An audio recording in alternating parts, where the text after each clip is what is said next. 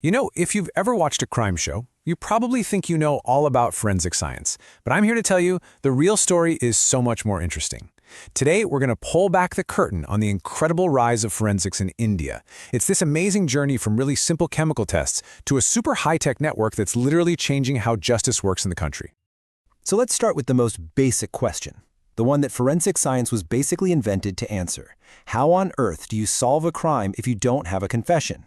I mean, in a modern justice system, the standard is beyond a reasonable doubt. And to get there, you can't just rely on what people say. You need to know what the evidence says. All right, so here's our game plan for today. We're going to start with the real story of forensics, then look at how the foundation was laid. After that, we'll dive into the huge forensic boom, what the system looks like today, and finally, what the future of evidence might hold. Okay, so to really understand where we are now, we have to jump in our time machine and go way back to the very beginning, long before you heard forensic science on TV. Long before we had these modern forensic science labs, or FSLs, we had something called chemical examiners laboratories. Now you can think of these as the pioneers, the OGs of Indian forensics. Their main job? Chemical analysis. And they were especially focused on detecting poisons. This right here was the tiny seed that the entire field of forensic science in India grew from. Now, what's really fascinating when you look at this timeline is the pace. I mean, look at this. The first lab pops up in 1904, but it takes almost 50 years, half a century later, for the first central forensic science lab to be founded. Then a couple more followed over the next 20 years. So yeah, there was progress, but it was more of a slow, steady crawl. But then, in just the last couple of decades, that slow crawl turned into an all-out sprint. The system didn't just grow, it absolutely exploded. And the big question is, why? What happened? So what was it? What lit the fuse on this forensic explosion? Well, it wasn't just one thing. It was actually a perfect storm of three really powerful forces that came together and turned a handful of labs into a national powerhouse. First up, you had the courts. The Supreme Court of India started making it really clear that they wanted to see scientific evidence, not forced confessions. The big turning point was a case called Selvi versus State of Karnataka. It basically put limits on controversial stuff like narco-analysis, truth serum tests. All of a sudden, hard evidence like DNA and fingerprints became absolutely essential. The courts were sending a clear message: bring us science, not just stories. Then came the tech revolution. And this is where things just get wild. Suddenly, forensic labs could do things that were pure science fiction just a few years earlier. DNA units became standard. As cybercrime blew up, digital forensics labs became non-negotiable. And get this, automated fingerprint systems could now take one print from a crime scene and compare it against millions of records in just minutes, a job that would have taken humans forever. And the third driver, well, you can't have a tech revolution without the money to pay for it. The government stepped up. Big funding schemes like the modernization of police forces provided the cash for all that shiny new equipment, and specific initiatives like the Nirbhaya Fund pumped resources directly into improving forensics for really sensitive cases like sexual assault. This was the fuel that really powered the whole boom. Okay, so after that whole period of explosive growth, what does the forensic world in India actually look like today?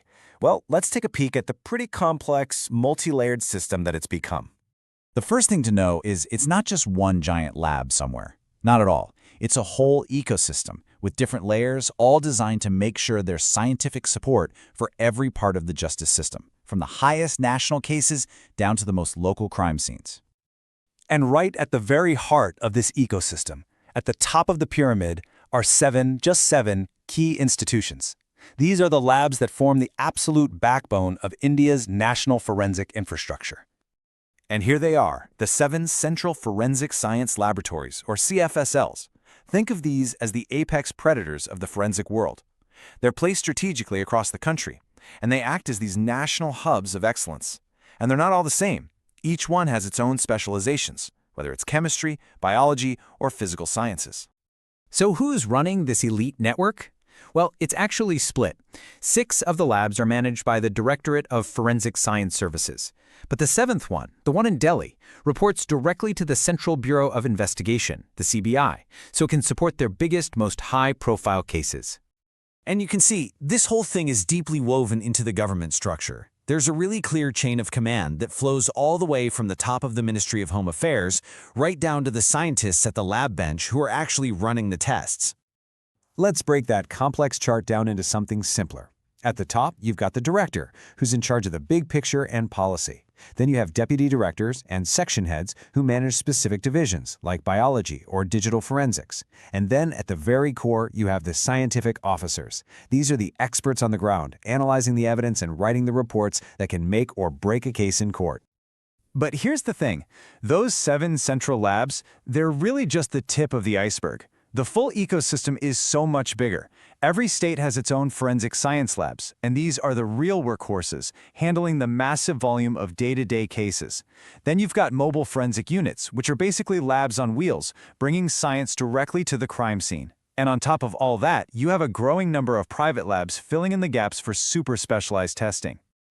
So we've seen the slow start, we've seen the huge growth, and we've seen the complex system we have today. So what's next? What does the future hold for the science of evidence in India?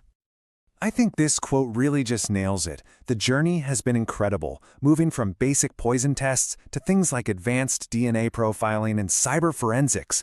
And this whole story isn't just about cool new gadgets, it's about a deep, fundamental shift in the justice system itself, a move toward building it on a foundation of scientific, objective truth.